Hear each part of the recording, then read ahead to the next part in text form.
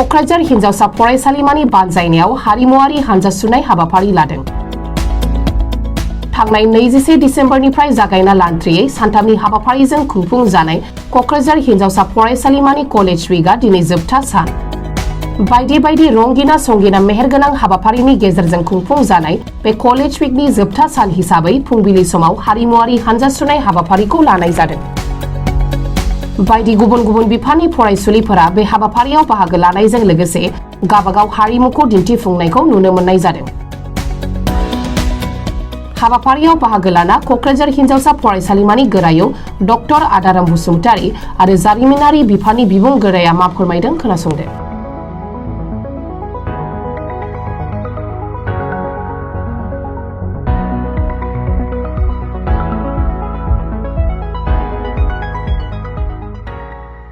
आं बिराद गोजोननाय मोनदों, गोग्गानाय मोनदों। क'क्राझाराव थानाय नाराबारिनि गार्ल्स कलेजाव आङो गोदानै प्रिन्सिपाल जानानै फैबाय। दिनै आङो कलेज उइकनि जोबथा दिननि हारिमुआरि हानजा सुरनाय आङो दैदेननो लादों। बेवहाय जोंनि गासै फोरोंगिरिफ्रा गावसोरनि फरायसुलिफोरखौ मदद होदों। बेयाव गोबां बिफाननि फरायसुलिफ्रा हानजा सुरनायाव बाहागो लादों।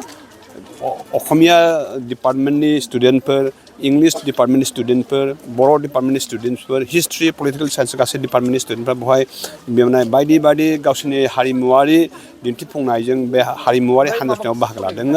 बेनिखायनो आङो आसा खालामदों दिनैनि हानजा सुरनायनि गेजेरजों जोंनि फरायसालिमानि सिङावहाय मोनसे गावजों गाव बुजिलायनाय, अनलायनाय, खौसेथि बे बारहावाया सोमजिथों आरो बे अनलायनाय बुजिलायनायनि बारहावानि गेजेरजोंनो बिथांमोनहा फरायसुलिफ्रा गावसोरनि फरायनायावहाय गोसो होनो हाथों, मोजां रिजाल्ट खालामनो हाथों, बेखौ आं आसा खालामनानै दिनैनि बे हानजा सुरनायाव आङो बाहागो लाफादों।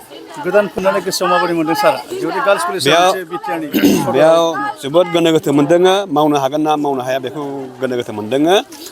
थेवबो आङो बेखौ गोनो गोथोखौ सुस्रां खालामनानै आङो बिखाफोर दाननानै खामानि मावलांनो सिगां दङ। मानोना जोङो जाबाय समाजनि साफा साफा लेखा गोरों सुबुं। जों लेखा गोरोंफ्रा बेफोरबायदि बिबानखौ जेंनाफोरखौ रुजुनानै लानायनि गेजेरजों जुदि जों एसे अबदान होनो हायोब्ला, बेनि गेजेरजों फरायसुलिफ्रा मोजां शिक्षा मोननो हायोब्ला, मोजां सोलोंथाइ मोननो हायोब्ला बेयो समाजनि मोजां बानजायनाय जागोन होननानै आं आसा खालामदों। आरो समाजनि मोजां बानजायनाय होनो थाखायनो बे बिबानखौ आङो रुजुननो आवगायबोदों। Today is the concluding day of our college week. So we have arranged a multicultural rally because our India, as we all know, from ancient time it has remained the abode of multiculture and of mixed races, multicultural country. We all know that our country is like a mini world.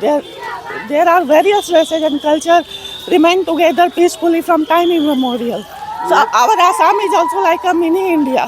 So here we try to present a multicultural rally. Unity in diversity is the main thing of our rally. And our students, as we all are saying, they are presenting their own cultural dresses they have all. And उन्होंने सबने अपना अपना culture का dress पहना है और इस throw अपने culture को उसके थ्रू प्रेजेंट करने की कोशिश की है। और यूनिटी के बीच में जो यूनिटी ही हमारा स्ट्रेंथ है, यही हमने थीम है और इसके थ्रू हमने मल्टीकल्चरल रैली को शुरू किया है। So I am also wishing them all the best. Thank you. Thank you madam.